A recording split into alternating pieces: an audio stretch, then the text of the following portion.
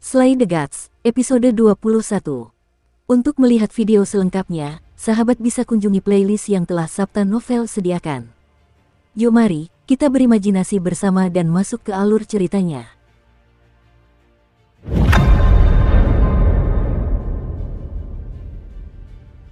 Palunya mawar itu menakutkan, tetapi para rekrutan baru juga tidak mudah dihadapi. Tepat saat palu itu hendak menghantam mereka, beberapa sinar cahaya tiba-tiba meledak dan bertabrakan dengan palu raksasa itu, dengan kuat menahan bagian bawah palu itu. Ledakan berdengung terjadi akibat tabrakan tersebut, dan angin kencang bertiup. Kedua kekuatan ini berimbang untuk sesaat. Pada saat ini, keempat anggota tim topeng lainnya bergerak. Mereka berlari ke arah barat dengan kecepatan tinggi, dan pengepungan pun semakin mengecil. Berlari, Lin Qiye, yang berdiri di belakang, tiba-tiba meraung. Tanpa mempedulikan medan perang yang kacau di depannya, dia berbalik dan berlari ke selatan. Molly dan Bailey Pangpang masih fokus pada pertempuran sengit di depan mereka. Mendengar teriakan Lin Qiye, mereka tertegun sejenak, lalu bereaksi dan mengikuti Lin Qiye untuk menerobos ke selatan. Kapten, beberapa orang lari ke selatan. Tianping melihat pemandangan ini dan sedikit terkejut. Wang Mian ragu sejenak, lalu berkata, pertama-tama, kirim lusinan rekrutan baru ini keluar dari permainan, dan tunda pusaran di selatan. Dipahami, pusaran itu tiba-tiba berubah arah dan mengejar 3 orang yang menerobos ke arah selatan. Pada saat ini, rekrutan baru lainnya juga menyadari apa yang sedang terjadi. Mereka mengikuti jejak Lin Qiye dan mencoba menerobos ke arah lain, tetapi sayangnya, pengepungan telah terbentuk sepenuhnya, dan mereka langsung dieliminasi oleh anggota tim topeng lainnya sebelum mereka sempat berlari setengah jalan. Lin Qiye tidak ragu sama sekali dan langsung bergegas ke gudang yang runtuh, diikuti oleh Bailey Pangpang dan Molly. Pusaran itu berkelap-kelip dan dengan cepat tiba di pintu gudang, mendekati mereka dengan kecepatan yang mencengangkan. Suara mendesing. Tepat saat pusaran itu memasuki gudang, sebuah kereta tiba-tiba meluncur ke arahnya. Pusaran itu terkejut dan secara naluriah menghindari kereta itu, tetapi pada saat berikutnya, sebuah benda bundar jatuh perlahan dari atas dan mendarat tepat di kereta. Pusaran itu mendongak dan melihat Lin Qiye berdiri di atas balok sambil tersenyum tipis. Kemudian dia berbalik dan melompat ke rak senjata di dekatnya dan segera melarikan diri. Pusaran itu melihat ke bawah dan, dengan cahaya redup dari luar pintu, melihat apa yang ada di dalam gerobak. Itu adalah kereta penuh berisi bahan peledak yang tersusun rapi. Dan di atas paket peledak itu, ada bom ketika hitungan mundur tinggal 2 detik lagi. Pupil mata pusaran itu tiba-tiba mengecil. Ledakan. Api yang menyilaukan bercampur dengan asap yang mengepul, langsung meledakkan separuh gudang yang tersisa, dan ledakan yang mendengung bergema di seluruh pangkalan pelatihan.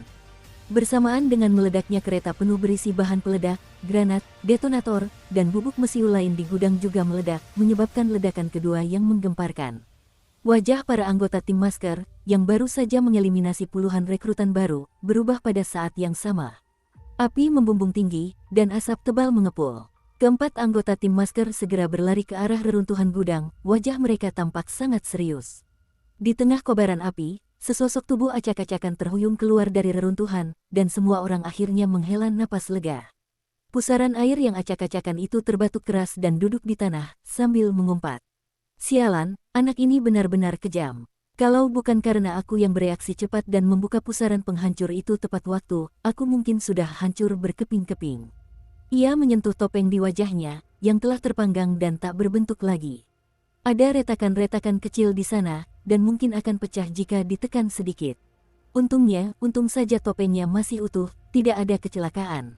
Vortex, kau terlalu ceroboh. Tianping mendesah. Bisakah kau menyalahkanku atas hal ini? Pusaran itu menjawab dengan lemah. Hantu di sampingnya mengangkat bahu dan berkata, aku ingin mengingatkanmu tadi bahwa agen Seraph tidak mudah dihadapi. Aku tidak menyangka bahkan dengan rencana seketat itu, dia bisa menerobos. Wang Mian diam-diam melihat ke arah Lin Qiye dan yang lainnya pergi, matanya berkedip-kedip. Memang, dia agennya, sungguh luar biasa. Pusaran itu menggaruk kepalanya, Kapten, apakah Anda memuji diri sendiri? Lin Qiye menoleh dan menatap gudang yang dilalap api, lalu berkata dengan tenang, sekarang aman, mereka tidak mengejar. Bailey Pangpang terengah-engah, Qiye, kau begitu kejam, dia tidak akan diledakkan sampai mati, kan? Kalau begitu, dia tidak akan bisa masuk tim khusus. Kita pasti sudah menang kalau topengnya sampai terlepas. Lin Qiye menggelengkan kepalanya dengan sedikit penyesalan. Apakah tidak apa-apa meninggalkan yang lain seperti ini? Molly, sambil membawa pedang lebar, menatap Lin Qiye. Lagi pula mereka tidak bisa kabur, kata Lin Qiye dengan tenang, target mereka terlalu besar. Alasan kami bisa menerobos adalah karena kami hanya bertiga, dan tim topeng terpaksa mengepung mayoritas. Begitu lebih banyak orang berhasil menerobos, mereka pasti akan mengalihkan pasukan utama mereka untuk mencegat kami, dan kami tidak akan bisa kabur saat itu. Pada akhirnya, kita hanya mengeksploitasi perbedaan nilai antara kita dan mereka, memaksa tim masker untuk membuat pilihan. Jika kita dengan keras kepala mencoba menerobos dengan yang lain, tak satu pun dari kita akan bisa lolos. Molly tetap diam. Jadi, apa yang harus kita lakukan selanjutnya? Tanya Baili Pangpang. Sekarang, para pemula yang bodoh itu seharusnya sudah tersingkir.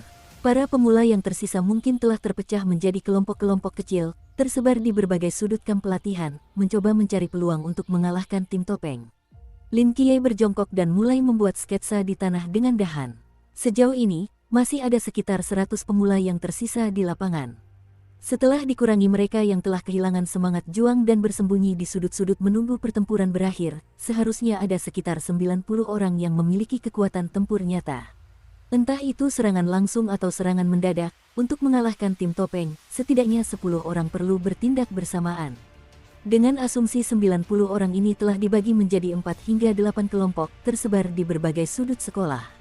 Lin Qiye menggambar peta sederhana kamp pelatihan di tanah, menandai beberapa tempat. Seandainya aku tim topeng, aku pasti akan memanfaatkan waktu untuk mengalahkan kelompok-kelompok kecil ini satu persatu.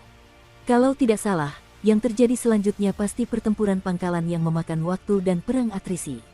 Untuk pertempuran dasar, tidak banyak tempat untuk penyergapan di kamp pelatihan, kafetaria, ruang kelas, gedung asrama, ruang penelitian taktis.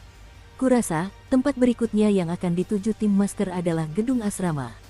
Lin Qiye menggambar pentagram pada posisi gedung asrama. Mengapa? Baili Pangpang tidak bisa mengerti. Dari semua tempat ini, hanya gedung asrama yang memiliki area terluas, titik penyergapan terbanyak, dan tempat penyembunyian tertinggi. Aku kira, pasti ada lebih dari satu kelompok pemula yang menyergap di sana. Dan tim topeng, mengingat jika berlarut-larut terlalu lama akan menguras kekuatan psikis mereka akibat perang gesekan, mereka pasti akan memilih tulang yang paling sulit untuk dikunyah di awal. Jadi, mereka mungkin akan langsung pergi ke gedung asrama. Kilatan melintas di mata Lin Qiye, dan tiba-tiba ia mendongak, hanya untuk melihat Baili Pangpang dan Molly menatapnya dengan tatapan aneh. Ada apa? Apakah ada masalah dengan deduksiku?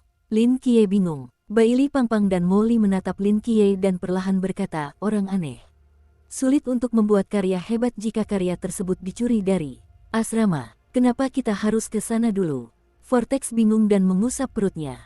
Aku mau ke kafetaria dulu. Kafetaria tidak menyediakan makanan sekarang. Tianping memutar matanya. Sudah kubilang, kita kalah jumlah, dan batas wilayah kita ditekan hingga batas Zan. Kita tidak mampu menghadapi perang atrisi, jadi kita harus melenyapkan ancaman terbesar sejak awal. Oh, bolehkah kami pergi ke kafetaria untuk makan setelah selesai mengurus gedung asrama? Mari kita ikuti rencana Tianping dan serang gedung asrama dulu, kata Wang Mian perlahan. Tapi kita harus hati-hati. Seharusnya gedung itu sudah menjadi benteng mereka sekarang. Kita tidak boleh membuat kesalahan. Ya, pangkalan bawah tanah. Lin Qiye ini sungguh mengesankan. Dia berhasil menerobos dan hampir meledakkan topeng vortex, seru seorang instruktur. Lagi pula, dia bukan orang biasa. Bagaimana mungkin dia agen? Tanya instruktur lain. Dia punya kemampuan bertarung jarak dekat yang kuat, tapi dia belum menunjukkan ciri-ciri seorang seraf. Itulah alam ilahi fana dari urutan 003. Kalau saja dia menggunakannya sekarang, dia mungkin bisa menerobos tanpa meledakkan bahan peledaknya, kata seseorang. Namun, bahkan dengan kemampuan penalarannya yang mengerikan dan keterampilan bertarung jarak dekat, dia sudah menjadi salah satu rekrutan paling menjanjikan di seluruh kamp, tambah instruktur lainnya. Aku penasaran seperti apa adegan yang akan terjadi saat dia bertarung melawan Wang Mian, kata Yuan Gang sambil mengetuk-ngetukkan jarinya di atas meja dengan ritme yang berirama, tenggelam dalam pikirannya. Komandan, apa yang Anda lihat? Yuan Gang menunjuk ke layar, di mana seorang anak laki-laki duduk di sudut, memegang pisau dan menutup matanya untuk beristirahat. Lihat dia. Sang instruktur menggaruk kepalanya. Saya ingat dia sudah duduk di sana sejak awal pertempuran. Apa istimewanya dia? Yuan Gang melemparkan informasi di tangannya ke atas meja. Coba lihat, instruktur lainnya menangkap informasi itu dan mata mereka terbelalak, tersentak kaget. Dia adalah Cao Yuan. Kenapa kau duduk di sini selama ini? Ayo diskusikan taktikmu dengan kami. Seorang pemuda mendorong pintu asrama dan mendesah sambil menatap anak laki-laki yang duduk sendirian di pojok. Cao Yuan perlahan membuka matanya dan berkata dengan tenang, kalian lanjutkan saja, aku tidak perlu terlibat. Tidak, Cao Yuan, bukankah kau ingin mengalahkan si topeng dan langsung mengakhiri latihannya? Duduk di sini seperti ini terlalu pasif, ya. Pemuda itu tampak frustrasi, ya. Pemuda itu menyadari bahwa dia tidak bisa berkomunikasi dengannya sama sekali, jadi dia langsung menutup pintu dan pergi. Sen Ge, dia masih menolak untuk datang. Sekelompok rekrutan baru berkumpul di koridor, dengan pemilik reruntuhan terlarang yang tinggi dan berbahaya, Sen Qingzu, berdiri di tengah, mengunyah permen karet dan mengenakan topi militer. Sen Qingzu melambaikan tangannya dengan acuh. Kalau begitu, abaikan saja dia. Dia hanya pengecut yang takut pada segalanya. Kalaupun dia datang, dia mungkin tidak akan berguna. Sen Ge, apa yang harus kita lakukan selanjutnya? Kita akan menyergap mereka di sini. Setelah tim topeng tiba, biarkan orang-orang di gedung seberang menyerang terlebih dahulu untuk melemahkan mereka. Lalu kita akan mengejutkan mereka dan mengalahkan tim topeng dalam satu serangan. Baiklah, ya, kedengarannya benar, orang bodoh, besar. Di tengah serangkaian tanggapan, suara aneh tampaknya tercampur di dalamnya. Dukung terus channel YouTube Sabta Novel. Semua orang berhenti sejenak dan menoleh untuk melihat seorang pria berdiri di belakang mereka, memegang pedang pendek dan mengenakan topeng bulan sabit. Sudut mulut pria bertopeng itu sedikit melengkung ke atas. Anda, dah. Pria bertopeng itu menyerang dengan cepat, melumpuhkan dua rekrutan baru dengan gagang pedangnya, dan secara efektif melenyapkan mereka. Kemudian, yang lain akhirnya bereaksi dan menghunus pedang mereka untuk menyerang. Sebelum pedang itu dapat mencapai lelaki bertopeng itu, sosoknya kabur dan lenyap sama sekali dari pandangan mereka. Dia bisa menjadi tak terlihat. Hati-hati semuanya. Para rekrutan baru itu berteriak satu demi satu, menyadari apa yang sedang terjadi. Wajah Sen Qingzu berubah muram. Ia buru-buru mengangkat tangannya dan menjentikkan jarinya. Retakan. Dalam sekejap, semua gas dalam radius 10 meter tersedot, menciptakan zona vakum. Para rekrutan baru lainnya yang mengelilingi Sen Qingzu tiba-tiba merasakan mata mereka menyusut dan mati-matian mencengkeram leher mereka. Ekspresi mereka berubah karena kesakitan yang teramat. Mereka menggeliat di tanah, mencoba merangkak pergi, tetapi ketika mereka menyentuh tepi zona vakum, penghalang tak terlihat tampaknya menghalangi jalan keluar mereka, membuat mereka mustahil keluar. Ekspresi Sen Qingzu tetap dingin dan acuh tak acuh, mengabaikan penderitaan rekan-rekannya. Tatapannya menyapu sekeliling. Aku tahu kau tak bisa mendengar suaraku, tapi kau seharusnya bisa memahami gerakan bibirku. Di ruang hampa, manusia tidak langsung mati. Ketika tekanan gas eksternal menghilang, gas di dalam tubuh akan mengembang dan dikeluarkan melalui mulut, hidung, dan anus, lalu secara bertahap dikuras. Bersamaan dengan itu, gelembung-gelembung mikro di pembuluh darah akan mengembang, menyebabkan gumpalan darah seperti busa yang menyumbat pembuluh darah, yang mengakibatkan pendarahan internal. Manusia hanya bisa bertahan hidup maksimal 16 detik di ruang hampa. Padahal sudah 7 detik. Sekarang, lebih baik kau lepas topengmu sendiri, kalau tidak, aku tak keberatan membunuhmu bersama mereka di sini. Niat membunuh melonjak di mata Sen Qingzu.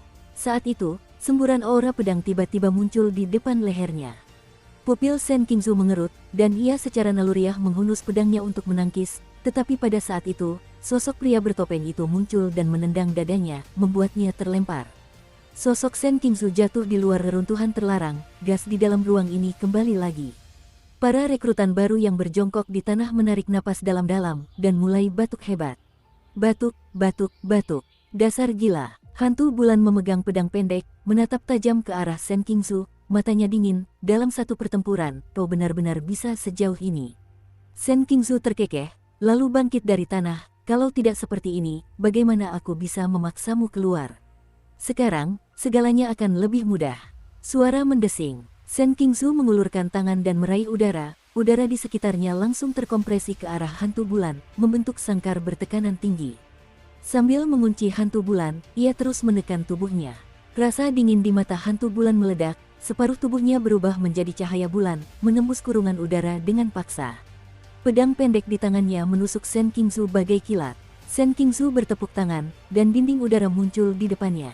Pada saat yang sama, tubuhnya dengan cepat mundur, mencengkeram kerah beberapa anggota baru, dan melemparkan mereka semua ke koridor asrama di belakangnya. Pada saat yang sama, pedang pendek hantu bulan hampir menembus dinding udara. Sen Qingzu menarik napas dalam-dalam. Dia meniup gelembung dengan permen karet di mulutnya dan meludahkannya ke arah hantu bulan. Saat berikutnya, ledakan dahsyat terjadi dengan suara keras. Ledakan. Di gedung asrama lainnya, beberapa rekrutan baru tiba-tiba berdiri, melihat ke arah ledakan, wajah mereka berubah. Mereka mengalami masalah di sana. Haruskah kita pergi dan membantu? Salah satu dari mereka mengerutkan kening dan bertanya. Kalian harus mengurus diri kalian sendiri terlebih dahulu. Sebuah suara datang dari jauh, diikuti oleh pusaran ungu yang terbentuk dengan cepat di lantai bawah. Ledakan. Ledakan yang baru saja dihisap pusaran di gudang itu meletus dari pusaran itu, membawa pecahan-pecahan dan api yang mengerikan, seketika mengubah separuh bangunan asrama menjadi puing-puing. Di tengah reruntuhan, sebuah bola beton perlahan retak terbuka, dan puluhan rekrutan baru terbang keluar darinya. Kita disergap, serang bersama. Rekrutan terdepan berteriak, pisau panjangnya memancarkan cahaya merah saat ia menyerbu ke arah pusaran, diikuti oleh rentetan serangan berwarna-warni. Pembalikan medan gaya. Suara tepuk tangan meriah terdengar dari kejauhan saat sebuah timbangan melayang di udara, menunjuk ke arah kerumunan dari kejauhan. Gravitasi di tubuh semua orang langsung berbalik, tiba-tiba terasa ringan saat mereka ditarik ke langit oleh suatu kekuatan, menyebabkan seluruh formasi serangan runtuh dalam sekejap. Pada saat ini, bayangan palu besar bersiul turun dari udara. Ross juga melayang di udara, memegang palu besar dan berteriak, "Ambil ini!" Ledakan. Palu itu langsung melemparkan puluhan rekrutan baru ke udara. Bahkan mereka yang berhasil menghindari serangan ini dengan kemampuan mereka sendiri pun terkurung oleh medan gaya keseimbangan dan terlempar kembali. Dari munculnya pusaran itu hingga sekarang, hanya dalam waktu setengah menit saja, tim yang beranggotakan belasan orang ini musnah. Ledakan. Api yang menyilaukan meletus dari gedung asrama lainnya, dan keseimbangan perlahan turun bersama Ross, menoleh untuk melihat. Bukankah hantu bulan seharusnya hanya mengalihkan perhatian kelompok lain? Kenapa ada keributan sebesar ini? Gumam pusaran itu. Wang Mian, yang berada di sampingnya, sedikit menyipitkan matanya. Sepertinya hantu bulan bertemu musuh yang tangguh di sana. Ayo kita ke sana juga. Keempatnya berkedip dan cepat melesat menuju arah ledakan. Saat mereka pergi, Lin Qiye perlahan meletakkan teleskop di tangannya, tatapannya menjadi serius. Memang, mereka kalah, dan mereka bahkan tidak punya kesempatan untuk melawan, kata Molly dengan tenang. Pasukan topeng saat ini bertekad untuk melancarkan perang kilat. Mereka tidak akan mampu menahan serangan dahsyat ini dengan tim sementara mereka. Lin Qiye menggelengkan kepalanya. Apa yang harus kita lakukan selanjutnya? Haruskah kita diam saja dan menonton? Baili Pangpang menatap Lin Qiye. Tidak, kita harus bertindak sekarang. Tatapan Lin Qiye tertuju pada gedung asrama yang terus meledak di kejauhan. Kalau tidak salah, orang yang sedang melawan Moon Ghost saat ini adalah lawan yang sangat berbahaya. Sebagai salah satu dari sedikit kekuatan di lapangan yang bisa melawan Mas, kita tidak bisa membiarkannya tersingkir begitu saja. Kita akan bersembunyi di belakang si topeng dan mencoba bekerja sama dengan lawan yang sangat berbahaya itu jika ada kesempatan untuk bertarung. Jika tidak ada kesempatan, kita akan menyelamatkan orang-orang dan melarikan diri, menyelamatkan sebanyak mungkin. Tentu saja, premisnya adalah kita memastikan kita sendiri tidak akan tersingkir. Ledakan. Sebuah bola api yang menyilaukan meledak dari gedung asrama, menghancurkan kaca di seluruh lantai. Sosok samar, bagaikan cahaya bulan, muncul dari reruntuhan, diikuti oleh seorang pemuda.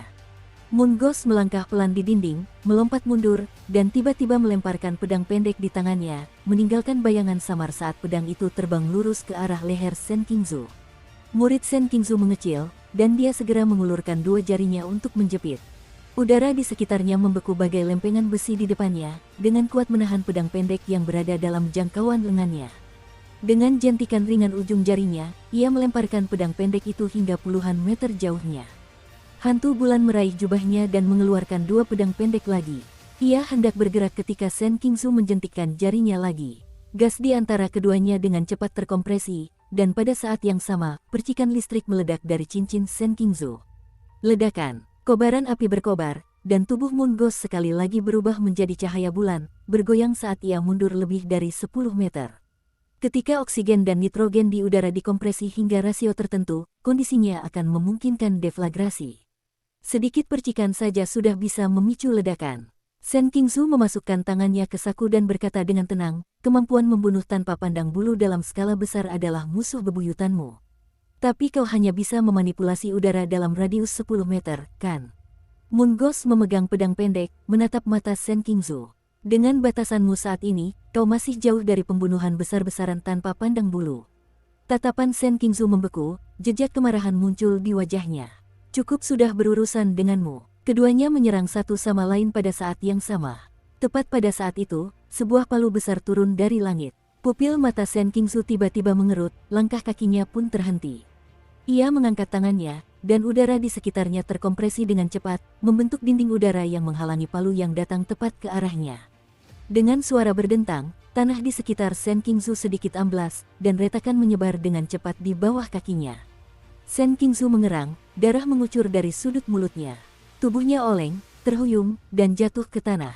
Dinding udara itu hancur berkeping-keping, dan palu besar di atas kepala Shen Qingzu menyusut dengan cepat, akhirnya jatuh kembali ke tangan Rose, seolah-olah itu adalah mainan yang sedang dimainkan. Urutan reruntuhan terlarang 068, Kimin, reruntuhan terlarang lain yang sangat berbahaya. Tianping perlahan berjalan di samping pusaran itu, berkata dengan ringan, pantas saja instruktur Yuan ingin kita bertindak, ini memang rumit. Konon, di antara rekrutan baru kali ini, selain agen, ada 3 orang yang sangat berbahaya. Wanita yang tadi memegang katana, pria yang mengendalikan udara, dan di mana yang satunya lagi. Pusaran itu mulai mengamati sekeliling. Dia pasti sedang menyergap di dekat sini, semuanya hati-hati, kata Wang Mian acuh tak acuh. Begitu suara Wang Mian terdengar, jendela-jendela asrama di kedua sisi tiba-tiba pecah, dan banyak laras senjata gelap menyembul dari sana. Senapan mesin ringan, meriam penembak jitu, dan bahkan beberapa peluncur granat. Di koridor, lebih dari 20 rekrutan baru berdiri, ujung jari mereka memancarkan berbagai warna cahaya, menatap tim masker dengan ekspresi tidak ramah. Pada saat yang sama, sosok 4 rekrutan baru tiba-tiba muncul di belakang kedua bangunan itu, serentak menekankan tangan mereka ke tanah.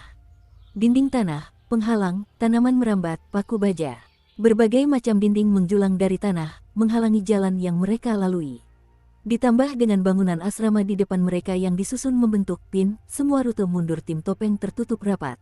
Di reruntuhan, Shen Qingzu terhuyung berdiri, menyeka darah segar dari sudut mulutnya, dan menatap kelima orang itu dengan senyum dingin. Skakmat, topeng.